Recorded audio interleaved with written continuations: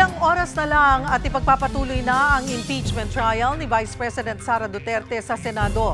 Mula sa Senado, magbabalita si Mobile Journal, Merimon Reyes. Merimon, ano ang ating mga aasahan sa impeachment trial ngayong araw?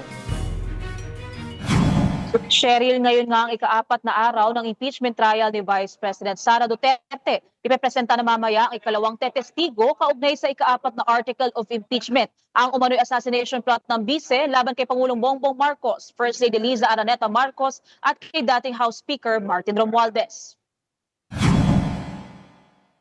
Uupo na mamaya sa witness stand si NBI Regional Director at Senior Agent Jeremy Lotto. Siya ang nanguna sa investigasyon sa pagbabanta ni Duterte.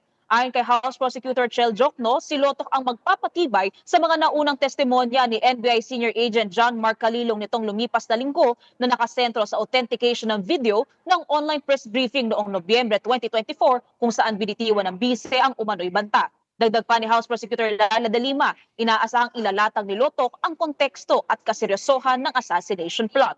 Bukod kay Lotok, inaasahan din na magpapakita sa Senado ang Chief of Staff ng OVP na si Atty. Zulaika Lopez batid ng subpina na inihain sa kanya. Kung hindi ngayon, lalong kakailanganin ni Lopez na magpakita bukas dahil siya ay ipapatawag para tumestigo. Oras na hindi siya sumunod, maaari raw siyang hainan ng show cause order o mass cite for contempt.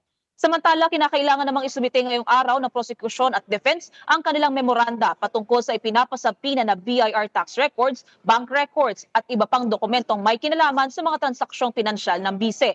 Sa Miyerkules naman nakatakda ang oral arguments tungkol dito kung saan may tig 10 minuto ang dalawang panig para ipaliwanag kung dapat o hindi dapat silipin ang mga dokumento. Ayon kay Senator Judge Ping Lacson, maaaring pagbotohan pa ito ng mga senador lalo kung mayroong tututol sa magiging pasya ng presiding officer. Suwestyon pa ni Lacson para maging mabilis ang dalyo ng impeachment ay maaga nang ipatawag ang mga nakaschedule na witnesses kada linggo.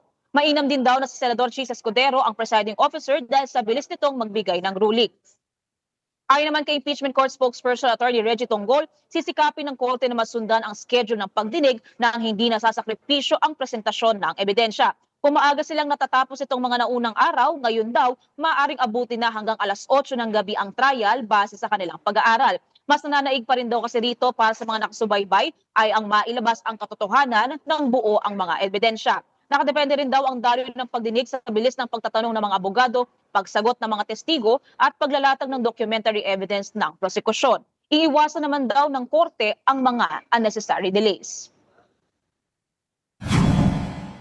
Cheryl, kung nitong lumipas na linggo ay isinara muna ang kahabaan ng Jokno Boulevard sa mga araw na mayroong pagdinig. Kahapon naman inanunsyo na bukas na ito at maaari ng daanan ng ating mga kapatid na motorista. Samantala, nananatili namang nagmo-monitor ang Senado kasama ang mga law enforcement at traffic management agencies para sa seguridad at kaayusan ng lugar. Cheryl.